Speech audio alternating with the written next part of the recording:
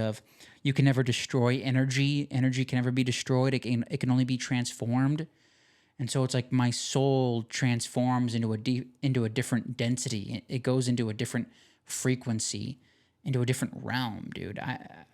Again, I don't have answers, but this is instinct, and this is what I've learned in church, and this is like what I'm sort of like. I'm trying to connect dots between science and spirit, you know. And this is a big deal, and the aliens and the UFOs might be a bridge. It's a bird. It's a plane. It's. What's up,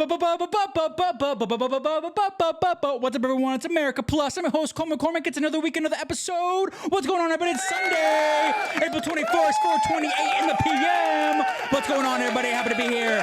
Beautiful day to be alive. Wonderful day to be on planet Earth. Welcome, everybody, to another wonderful week of America Plus. This week, we got a bunch of things to talk about, dude. I just want to lament on something real quick, guys, just to get the ball rolling here. So I've been, as we all know, I don't enjoy my job that much, and I've been like looking for a new job and just been like applying, you know, just like applying. I'm not gonna do like a random, like just leave the job out of the blue like I did last time with my dispensary job. I will not be quitting this kitchen job until I actually have a better job. So I've been applying, and I had this interview for this. It seemed like a customer service job that was paying a lot more, but I go to this interview. I'm on Zoom, and it's me and this middle-aged guy, and I just need to like.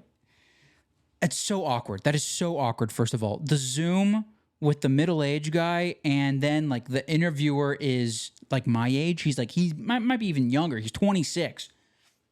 And he's reading the script. Hello, everyone. Welcome to this interview. I'll be going over what the company values are, what our mission is, who we are clients to.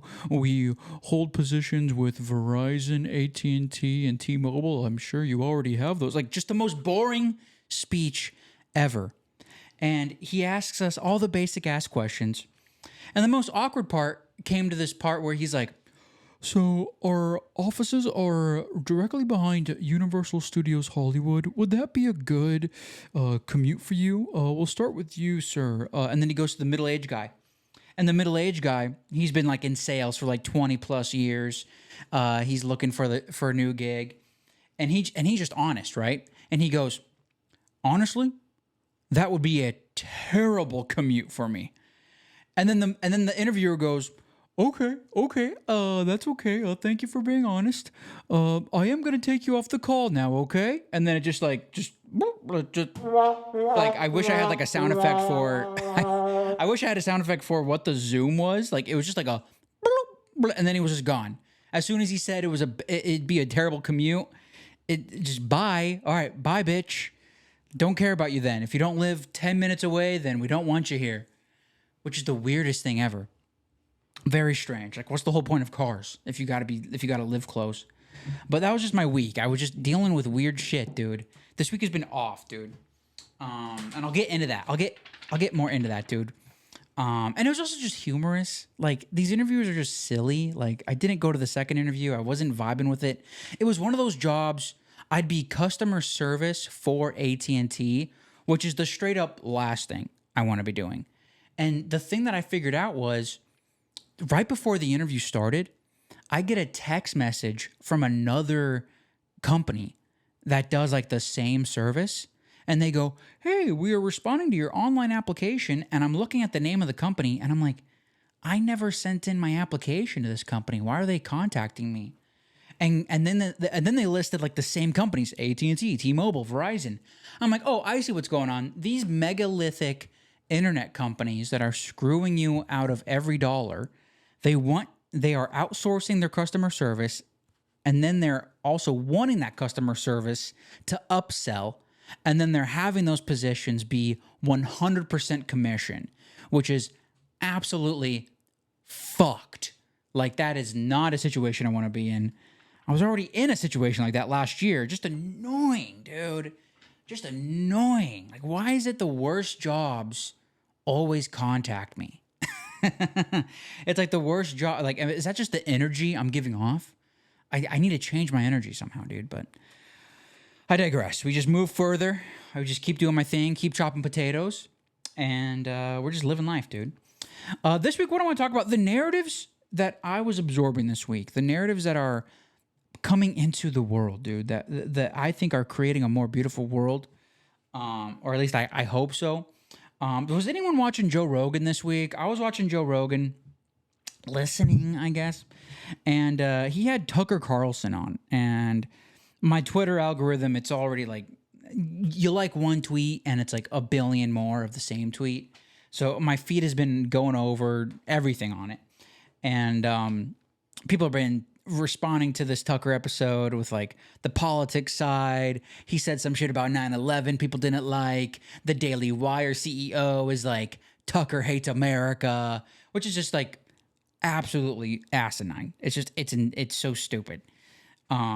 All you gotta do is just listen to the episode, and it was a good conversation. I listened to most of it, and in the very beginning of this episode, they went straight into the UFOs, just right into it. And I wanted to share 3 clips of what this conversation consisted of, because A, it's stuff that I've brought up before. B, I thought it was a good conversation between him and Rogan, because Rogan has a different perspective, and Tucker sees this as like a more like spiritual situation with the UFOs. And he also opens up about like when he started to think about this, he wasn't always into it. And for his age group, I think he's like a late Gen X, maybe even closer to Boomer. I don't know. He's 54, so he's closer to Boomer than I am. He just grew up in a different world than I did, and he laments about how he's had to change his worldview on America and what values he holds, and where do those values come from? Where do those ideas that he holds true come from? And one of those things being the UFOs, aliens. And this first clip, it's like it's a 2-minute clip. This is mainly about Tucker talking about the spiritualness of the UFOs. In general, no, they can't control these objects. So no, it's not American technology. Well, or Russian or Chinese. It predates, all of that. Well, some of it does, right? Like for sure, the Kenneth Arnold sightings, that was really early on. That was like the early 1950s. He was seeing these flying saucers, these discs that were moving over mountains. Well, right. I mean, the prophet Ezekiel writes about it in the first chapter, wheels in the sky. Yeah, that's a crazy one. Boy, when you read it is crazy. If you read it, it's like, oh, wow. Yeah. And a wheel within a wheel. And not just, the Hebrew scriptures, like it's all over every... Mm-hmm. The Vedic texts. Of course. Mm-hmm. So these are spiritual phenomenon. There's no evidence they're from another planet. I mean, I think that's the that's the lie, that they're from Mars. Look, space, the atmosphere is really well monitored, right? Both for defense reasons, but also because, like, it'd be nice to know when asteroids are coming. And there's no evidence, has never been any evidence that there are lots of these objects, these vehicles coming into our atmosphere from somewhere else, some other planet. There's no evidence of that at all. So they're from here, and they've been here for thousands of years, whatever they are. And it's pretty clear to me that they're spiritual entities, whatever that means. They're supernatural, and which is to say, supernatural means above the natural, above the observable nature. And they don't behave according to the laws of science as measured by people, and they've been here for a long time. And there's a ton of evidence they're under the ocean and under the ground. So, like, with that fact set, what do you conclude? What do you conclude, man? I conclude. Now, I've been open about this already. I've been absorbing information that my conclusion is there's a real name that you can give these aliens, at least in a general sense, in terms like a general species that's been involved with this, and that name is Pleiadians. Pleiadian. And they come from the Pleiades, the star system, the constellation. And there's this understanding that I've been reading of like what our eyes, what our human ability might be able to see and observe as a star can also, within a different dimension, within a different frequency of lens. You know how there's like infrared light, there's whatever different lights. You know, there's a spectrum of light, there's a spectrum of gravity, there's a spectrum of all these things. There's a spectrum of sight, and what we perceive as stars, it can also be a planet. It can also be a place to live on. So like there's different densities, dude, and like just me absorbing that information, hearing Tucker talk about that, it piqued my interest because I believe these UFOs to be of the spiritual realm as well. What we think is spiritual might have a lot simpler explanation if we just had the understanding of it. I'm never going to claim that I have the understanding of it because, I'm just taking in the information that resonates with me, that I think makes the most sense. And when I follow Cabe on Twitter, he talks about the Pleiadians. He says that he has telepathic communication with these beings. He seems to have answers. He seems to connect dots. And what I have been doing with that information is just trying to put that up against intellectual, critical thinking. Simply put, where could be the lie at? What's inaccurate within history? What's going on with that? Where's the lie? Just where is the lie? And so I'm really appreciative that Tucker talked about just that aspect of it, because that is not discussed enough within our Western society. Within like the narratives dominating American society, God and spirit is not one of them.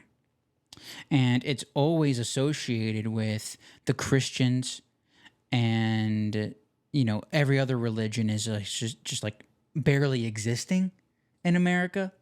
You know what I mean? And if there is a person of a different religion or different culture, it's really seen as a race. Like if you're Muslim, if you're Muslim and you're in San Francisco, I'm not sure if you're really being respected as a believer in Islam.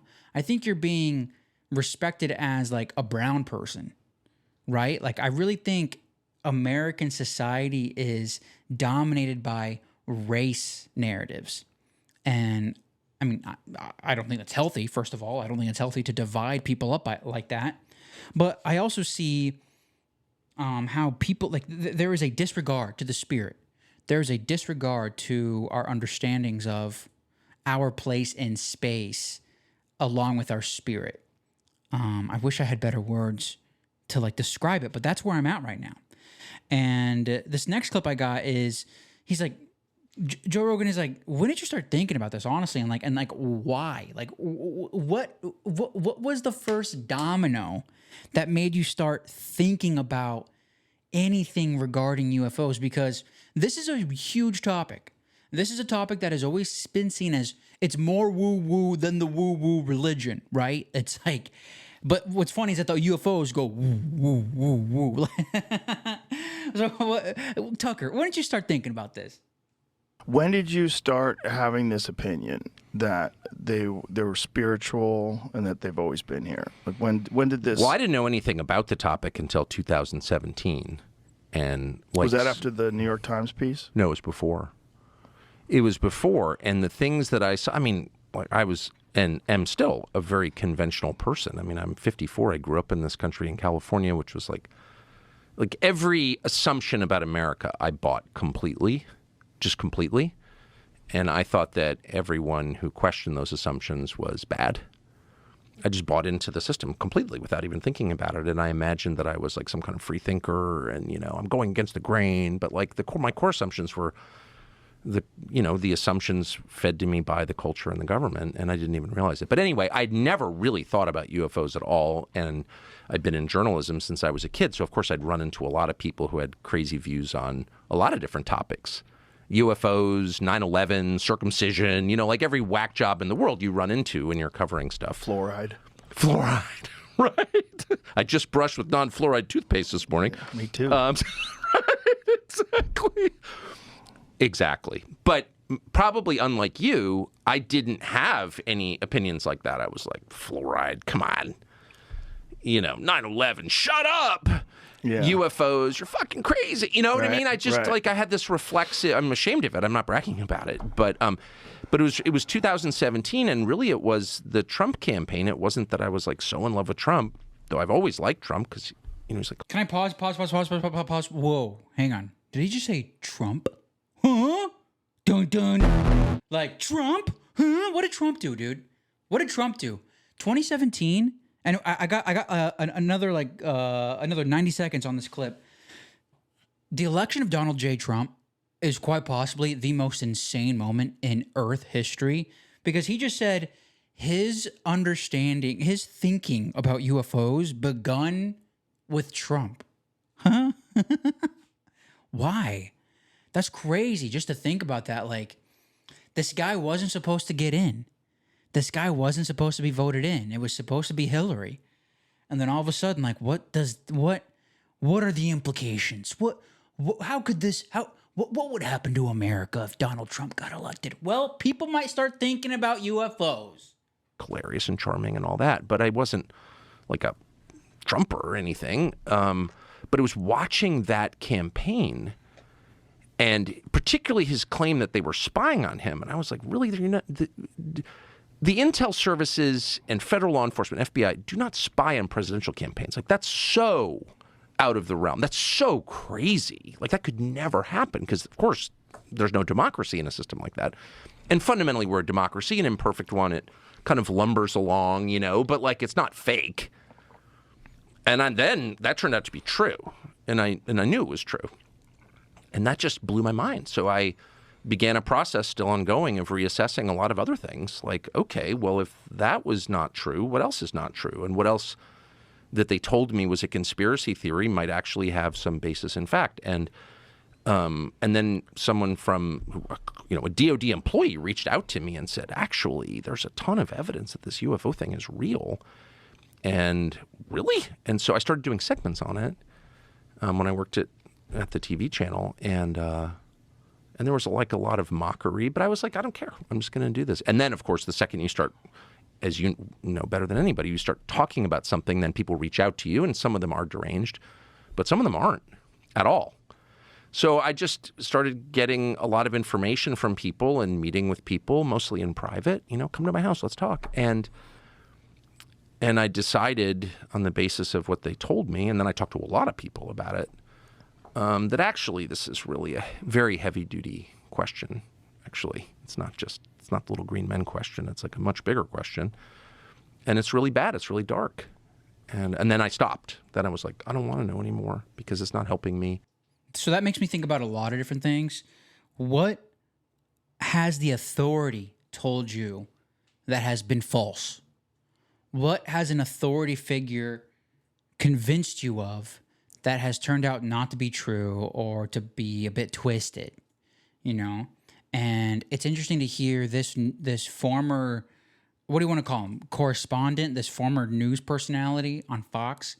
He was being told that that it's impossible. It's totally ridiculous that the government could be spying on the Trump campaign in 2016. That's totally ridiculous. But then you find out that it's true. And then you find out that there's all these lies that they continue to put out about Trump. And then it's like what else? Just that simple question, what else are they lying about? If you lie about one thing, what else are you lying about? You could be lying about everything, And I wonder if a lot of other people have that same either thought process or similar path, When it comes to me, my personal viewpoints, it wasn't, I don't really think Trump did anything to help me think about the world. Maybe it did. I don't know. I was just observing everything. I was right out of high school when he got elected. I was listening to a lot of NPR. I didn't like him. I didn't vote for him because I was influenced by certain media. And It was just a learning, like I was throughout those, I almost said first 4 years, we're just speaking it, folks. We're speaking it into existence. Throughout that first 4 years of Trump, I was just observing, like, wow, so they're really lying about that. They lied about that. Oh, they lied about that too. And when it comes to the aliens, like, there was only this one girl that I went to high school with who's always talked about aliens. And I'm like, this girl's crazy. Like, I don't know if she's on, like, I don't know what she's talking about. But she would always post about UFOs are real, aliens are real. I'm telling you right now.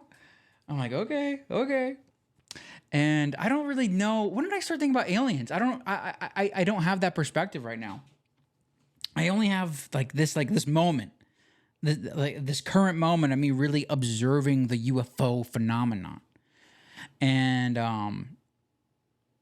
I'm looking at it from a certain perspective, but Rogan, I don't have too much of Rogan, but this last clip, I think there's a little bit of his perspective. Pretty much, he doesn't see it from a spiritual perspective, and Tucker keeps hitting the spiritual side of things.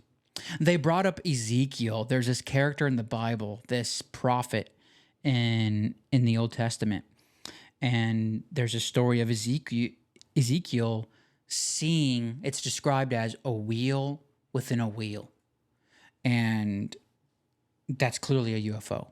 There are two specific stories of prophets within the Old Testament, like seeing a UFO and being taken up by a UFO. So Ezekiel saw a wheel within a wheel, and he saw like chariots of fire and stuff like that. And then there's this other prophet named Elijah, and Elijah was taken up to heaven by a whirlwind. That's what these Bible verses say. And it's just clear, like, honestly, like, I have zero yearn to debate. It's just so clear that these are UFOs back then. And it's interesting to think about the relationship of these prophets being something close to these UFOs. Why was Elijah taken up by a UFO? Like, why was why did a UFO appear to Ezekiel? Like, what's up with these things? Like, what is the connection to humanity? Like, that's the real question that you have to ask yourself. And when it comes to the discussion of UFOs, Rogan even brings it up. People of the more scientifically minded and skepticism bring this up, of how there's just so little evidence. We don't have any real evidence of UFOs existing, of extraterrestrial life forms. There is no evidence to prove this. And I can understand that, but that also just ignores like what's in the Bible. It ignores these historical, and there's other non-biblical examples of UFOs being around, going back thousands of years, tens of thousands of years. There's always been that meme of that guy with the crazy hair on History Channel. Like, how'd they make the pyramids? Aliens. Like that guy, aliens. So that meme has been around, but there's never been any scientific evidence of it. But is that really the right framework? Is the science fiction, scientific framework the correct template to be looking at this thing? Okay? And that's what this last clip is about Rogan just asking that type of a question. I would wonder how much interaction they really do have with these things. Like, if I was from another planet, or if I was they within the government. Rogan's asking, how much contact does the government really have? Because I did some editing here and there. So they were discussing aliens with the government. How much does the government really know? What are they hiding from us? What type of technology do they have? So Rogan is just asking, like how much contact do they really have? How much interaction they really do have with these things. Like, if I was from another planet, or if I was some interdimensional being, I don't know how much I'd give a shit about the president. I don't know how much I'd give a shit about the government. I would probably look at this infantile race, this species, this bizarre territorial apes with thermonuclear weapons, this very weird species. I'd probably look at them as very chaotic. and I wouldn't really have much concern for who's running it, especially if they have the ability to travel at insane speeds and go undetected. And Well, it depends. Like that. Okay, so the template that you're using to understand this is like science fiction, right? These are an advanced race of beings from somewhere else. But the template that every other society before us has used is a spiritual one. There is a whole world that we can't see that acts on people, a supernatural world that's acting on us all the time for good and bad. Every society has thought this before ours. In fact, every society in all recorded history has thought that until, I'll be specific, August 1945, when we dropped the atom bombs on Hiroshima and Nagasaki. And all of a sudden, the West is just officially secular. We're God. There is no God but us. And that's the world that we have grown up in, but that's an anomaly. Like, no one else has ever thought that. There's never been a society that thought that. Every other society has assumed, and they've had all kinds of different explanations, and the details differ, but the core idea does not differ, never has differed from caves until now, that we're being acted on by spiritual forces at all times. And so to someone born before or living before 1945, I think it would have been much more obvious that this is the thing that every society has written about. And in fact, that battle, that unseen battle around us, that spiritual battle, has like been the basis of every society, of every religion, not just Christianity. So like it just, once you discard your very, very recent assumptions, relatively speaking, about how the world works, you're like, well, that kind of seems like the obvious explanation, right? it's not that obvious to me. And that's, I thought that was funny. Like Rogan just like, I don't see it. I don't see that point. And I'm totally like vibing with Tucker. I'm totally like, yeah, man, yeah, like, for sure, absolutely. Like it's the spiritual battle. I don't see it. I don't really see it. Like, but you got to appreciate that. Got to appreciate Rogan for that perspective, because not everyone is going to have the same spiritual perspective. People are going to come at it from a different way. And that's really all the clips I had to play. Like I didn't want to, it was one of those conversations where like I was fascinated by the whole thing, but I wanted to stay on this, like on these really specific points. So go to that episode, listen. They talked about it in the first 30 minutes. They bring up all that stuff. So go to it, listen to it. What's your perspective? Because I think it's important, and I really believe that the spiritual side of things is something that we need to relearn and remember. It's something that I'm trying to walk through as well. Your place in space. Like, what is your soul's relationship to the cosmos? Do you believe you have a soul? You know, where does our souls come from? Where do they go? You know, I really believe it is ignorant to think that this body, this flesh, is all I have of my life. It makes zero sense to me. And I've never believed that side of science, that like when you die, you just die. I've never believed that. You know, the idea of God and the idea of souls has always been very firm with me, no matter what my journey has been in relation to the church or how I believe in certain texts. I've always believed I've had a soul. I've always believed that I am a soul. And it's only until recently that I've been able to actually come to terms with this idea of a soul having a human experience. And most recently, going into the new year, a question of, like, is there a bigger purpose for humanity? Is there a purpose for humans living? If there are souls, what is the point of souls coming to Earth? You know, like, why is that? Why is that?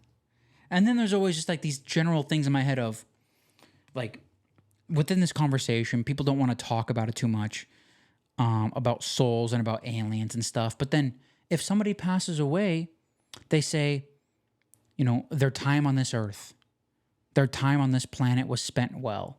They're no longer here. You know, like it is always, it's always as if like they're gone, you know? And of course, like when a person dies, like they are gone, but like there's always this notion of they went somewhere. Right? And like this, you know, this understanding of energy within science that I learned of. You can never destroy energy. Energy can never be destroyed. It can only be transformed. And so it's like my soul transforms into a different density. It goes into a different frequency, into a different realm, dude. Again, I don't have answers, but this is instinct, and this is what I've learned in church, and this is like what I'm sort of like. I'm trying to connect dots between science and spirit, you know. And this is a big deal, and the aliens and the UFOs might be a bridge. You know, there's a possibility of the human species having a deeper connection to higher beings that created our flesh. Our soul comes from God, but the purpose of us living in this flesh was for our souls to evolve to something, was for our consciousness to rise up. You know, that's the information I've been getting. And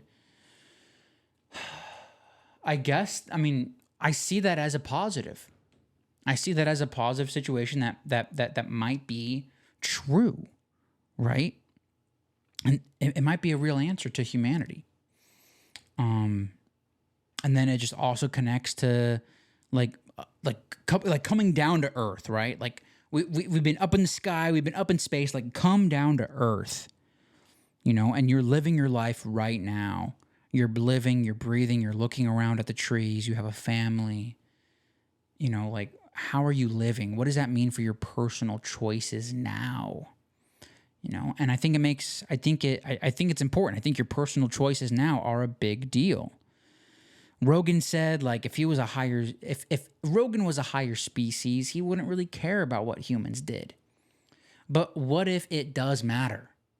You know, if you're a higher species and it doesn't matter what a different species on a different planet does, then why are they here? Why are they flying around? And why has it increased with the nuclear bombs? How come after the nuclear bombs it started like all these sightings started to really increase, you know? Like maybe it does matter. Maybe the wars that we put on each other matter. Maybe that negative energy somehow ripples throughout the cosmos, you know? And maybe the wars and our negative decisions that we put on one another, maybe that actually like drags us down spiritually, you know? Like, let's just take a physical system. Let's take Hollywood and entertainment.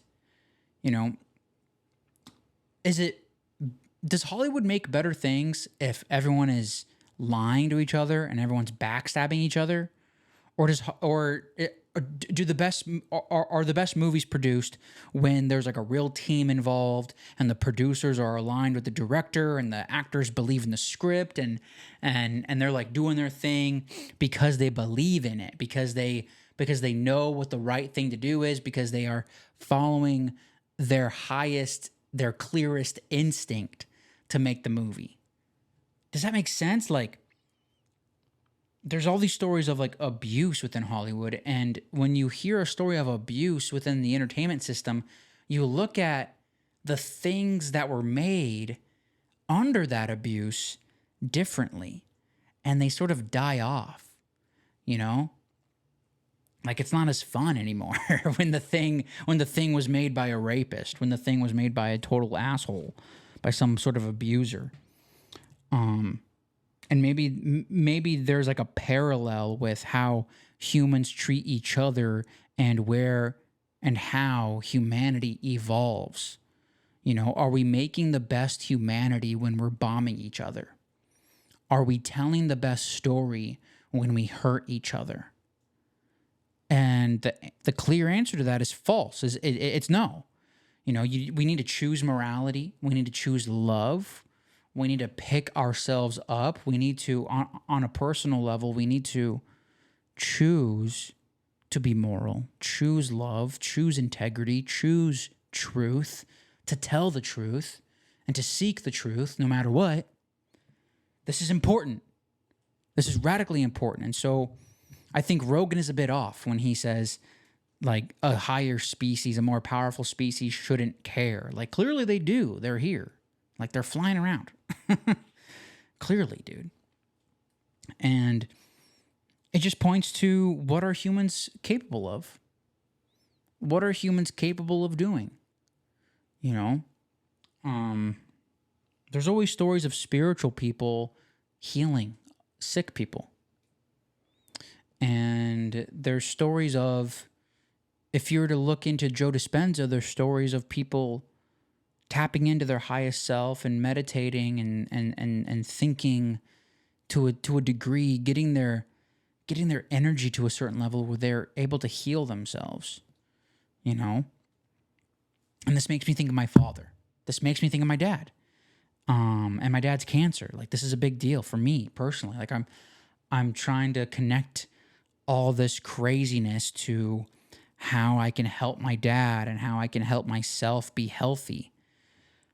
What's the healthiest version of myself, and how can I help my dad be the healthiest version of himself as he has cancer, you know?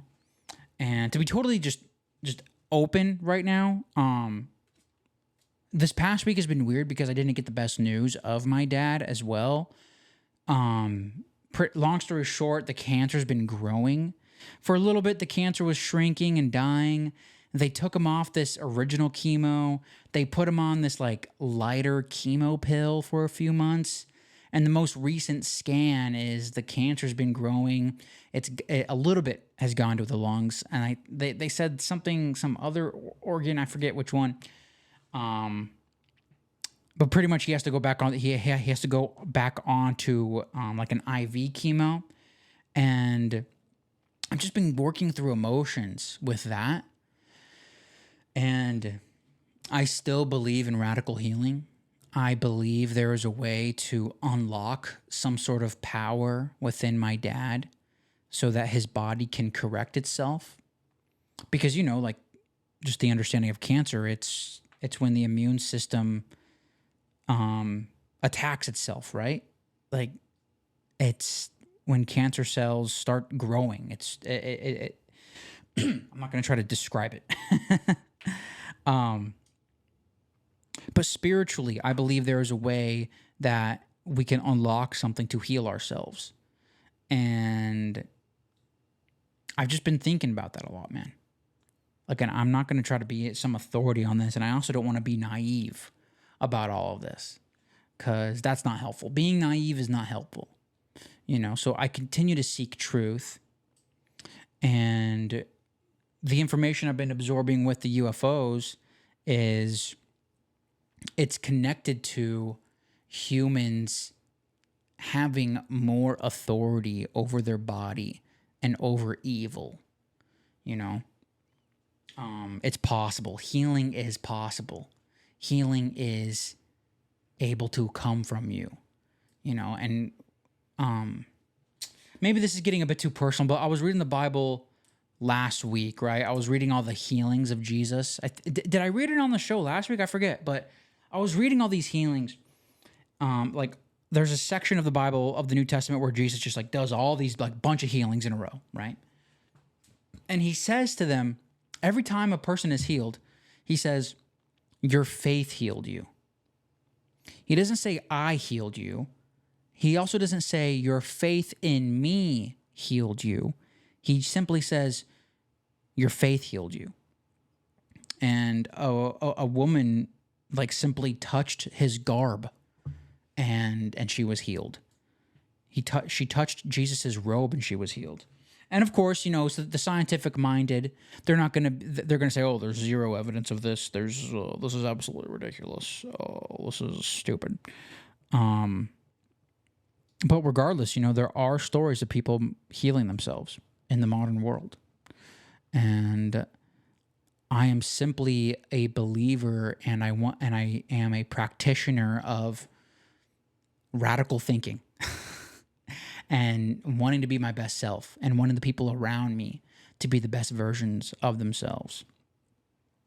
And what if the story of humanity is culminating into a situation where we remember our power? The amount of power that we have needs to be relearned. And it's culminated into this radical rush of cancers. You know, it's not just my dad, it's so many people, you know, whether it be a botched medicine or stress or unhealthy eating, everyone, so many people, millions of people are dealing with illness and self-inflicted wounds. And I personally believe cancer to be a self-inflicted wound. And there has to be a self-inflicted healing. There has to be a self-inflicted path to healing. So I don't know how to connect this with the aliens. Like, the aliens sort of have information about how we can tap into that, sort of.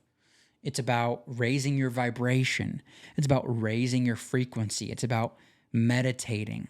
It's about connecting directly to God. It's about not holding on to fear. It's about holding on to love. God is love. Love is the fabric of the universe. You are love, and all there is. Like, love is all there is, and you are love. And so if you can remind yourself of that on a daily basis as often as possible, then it's possible that you can take away the darkness within you. You can allow the darkness to leave you. You know, that's some crazy shit. I know. That's some wild shit. And how helpful is that within this physical realm? I don't know. But I believe there has to be like a way to maneuver, to mold it in our understanding. There has to be a way. There has to be a way. Because some people say that cancer is a spiritual problem as well. As much as it is a physical problem, it is also a spiritual problem, or it is an emotional problem. You know, and it's up to that person, to that individual, to make that journey on themselves, to take that journey through their own psyche and through their own body. And it's the person's choice, you know. And the last thing that I want to say on this topic, and then we'll go into the boostograms and then the song, is the thing, a piece of information about souls coming to Earth that's helped me, not just with my dad, but just like helped me mentally and just like to think about the world. There's this idea that your soul, before you're born, your soul chooses your life. You choose the life that you are going to live. And when you come into this world, you forget that plan. Like, you plan what you're going to go through. You plan the big mistakes. You plan the accident. You plan the cancer, you know? Or at least you plan the obesity. You plan the egotistic situations. Like, and then this life is a journey of learning to move through those things and learning those lessons. There's this idea of Earth being a school to learn lessons, to be a stronger, better human. And that's something that's really helped me out while I'm on this spiritual journey and while I go through this crisis with my family, you know, this idea of my father choosing his life and just allowing him to walk his path. You know, this is his path to walk. And I, as his son, you know, me choosing my life, I want to be aligned with my highest self, and I want to be able to just learn what I can from this and to not approach it with ego. And if I am, to identify that, to be able to identify that, and to be able to hold the best perspective. You know, I always want to hold a healthy perspective on things. And this is just a continuous journey. It's just a bump on the road. I was on the phone with my dad this week. It's just another bump on the road. It's just another moment in this journey. That's what we told each other. And I'm thankful that my dad has that perspective as well, because my dad's still positive. My dad talks about how he has positive thoughts. He believes in healing, and we have more tools in the toolbox to use. Like, he thinks like this. And so I'm willing to say that I am seeing radical healing right now. I'm seeing my father heal right now. I'm seeing humanity heal right now. You know, you have to think like this. You have to think like this. Because if you were to think the opposite, then it's done. Then it's over. You know? And no matter the outcome, like, all you have is this present moment. That's all you have, man. That's all you have, you know? That's the value of life, you know? That's the value of life, you know? Yeah. Sorry, I didn't mean to get too serious up in there, dude, but that's how I feel right now, man. This week on America Plus is like, it's cosmic, it's serious, it's about life, you know? It's about life. That's the value I got, dude. Let's just go into the boostergram, shall we? The value for value is the model of America Plus. America Plus is ran by the audience. I'm never going to have any ads. I present you this information up front, and then you're able to reciprocate that value in a few different ways. Time, talent, treasure, right? Just you spending time with me, just listening to me, sharing clips, sharing the show. Like, this is extremely valuable.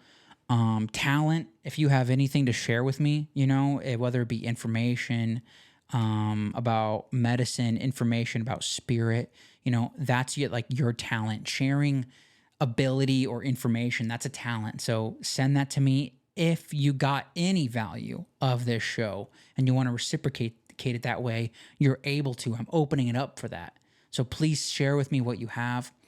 And the treasure part, you know, the money part, I do a little bit of this for money. I like the money. I want to make this a business. I'm podcasting for a long ass time for the rest of my life. So podcasting is like my business. If you want to support me monetarily, you can do that through PayPal. America Plus has an official PayPal in the description, or you can send me a boostagram in a modern podcast app. If you don't know Fountain already, go to value4value.info for more info. Then download the Fountain.fm app. It's the best way to support the show. Fountain.fm is one of the modern podcasting apps that lets you send in little bits of Bitcoin. They're called Satoshis to me. You can send in whatever number you want. It's like a microtransaction. People send in like 1,000 Satoshis. They send in 2,000, whatever. And then you can also send like a little message with it. And that's called a boostagram. And I'm going to be reading the boostagrams right now from last week. Just a quick shout out to Frillis. I saw Frillis was streaming in some sats last week. So thank you to that. We're going to be going from the lowest to the highest here. This first one from last week. Last week was number 118. Whose prophecy is it anyway, dude? I was talking about the red heifer, the sacrifice, the Jewish sacrificial cow. That's a crazy prophecy. And I was talking about how like Christians are like aligned with this Jewish prophecy. It's really weird to me. This first boostagram comes in from okay, I cannot read one words. At Saints and Sats. At Saints and Sats, well, coming in with 555 Satoshis. Thank you so much, Satan Sats. He says, I think your instincts about the red heifer are correct. Christians shouldn't be involved, keeping in mind that dispensationism, that's a weird word. I've never read that word before. Dispensationalism, quote unquote, the Christian groups that believe the Jews need a third temple for Jesus to return, is a very recent belief, only 150 years old. All traditional and mainstream Christianity rejects that word as heretical. It's popular in the U.S. due in part to British influence and propaganda around the time the Zionist project was launched in 1917. Geopolitics for the win. Boosting is loving. Boost. Yeah, Saints and Sats. Thank you for that, dude. That's some good information. I didn't know that. It's a weird thing that Jewish people are convincing Christians that they need to do something for the Jews or they need to be aligned with the Jews. Like, what a trick. That's a weird thing. Very strange. Thank you, Saints and Sats. And then the next three, the rest of the boostagrams come in from our friend at Joel W. All of he boosts the same. It's a uniform boost, 1,111 Satoshis. So thank you, Joel, for all that. That's a total of like 4,444, right? That's how you do math. I think my math is mathing. The first one, he says, as far as true Christians are concerned, all prophecy has been fulfilled. The last being the destruction of Jerusalem in 70 AD. Any who think or say otherwise are promoting false scripture. Amen, Joel. Next one, he says, certainly this generation will not have passed before. Oh, this is in quotes. This is a quote from the Bible. Certainly this generation will not have passed away before all these things happen. Translation, the people living this generation, when he spoke these words, witnessed what he discussed. It's all past tense from our perspective. All prophecy fulfilled. Futurism is false scripture. And that's an interesting point, Joel, because when you read the Bible, a question I have is like as like a quote unquote Christian, like how many verses are you reading in the past tense? And how many verses are you reading in the present tense? Because I feel like some believers, they want to read every single thing as if like they're a part of it, as if like they're in that moment as well. And I don't know if that's accurate. Like we got to like separate like the past and present from this thing, right? Next one from Joel, he says, verse 77, Jesus said, I am the light that is above them all. This is from the Gospel of Thomas too. Jesus said, I am the light that is above them all. I am the all. The all came forth from me, and the all attained to me. Cleave a piece of wood, I am there. Raise up a stone, and you will find me there. Gospel of Thomas, Nag Hammadi Library. Joel, thank you for bringing up the Gospel of Thomas as well. Let me just do a list. Bustar. I was listening to the Gospel of Thomas a few weeks ago. And if you're like on your spiritual journey, if you're reading a little bit of the Bible, like I encourage you to read the book of Enoch, the Gospel of Thomas. Like there's like different books that are not like traditionally Roman Catholically in the Bible, but I think you need to have all these different perspectives. And the last one from Joel W. He says, great episode, by the way. Outdid yourself with this one, sir. Cheers. Yes. And now, as the French say, it is time for le boost. Thank you, Joel. It's basically, you put Bitcoin with anything, and all of a sudden, that is more efficient. Thank you to everyone who wanted to donate. Thank you to everyone who saw the value in last week, dude. That's value for value. Value for value is like it is the way of producing content online. I'm going to keep producing podcasts, value for value, and the way that I know I'm doing a good job is when you send me in that value, and then I try to double down on that. I try to just do better on that. So thank you, Joel, for telling me that I outdid myself. I was honestly worried that I fucked up last week. Some people don't enjoy these types of conversations, so just thank you for telling me that. Thank you so much, Joel. Thank you to everyone. Thank you to Saints and Sats and Frillis. That's the America Plus community, y'all. If you want to be a part of it, be a part of it. Download Fountain. Go to True Fans if you want another desktop app. True Fans is awesome. Or go to Podcast Guru, Podverse. There's like 16 different apps that you can choose from if you go to podcastapps.com. What I want to do now, guys, I always end it on a song. So let's play a song, shall we? I would love it if you join the America Plus community by downloading a modern podcast app like Fountain.fm or Podverse, Podcast Guru. Just go to podcastapps.com to find your favorite one, and that's where you can listen to the full episode, you can listen to the song, and then you can also support the artist with a Satoshi donation. Check it out.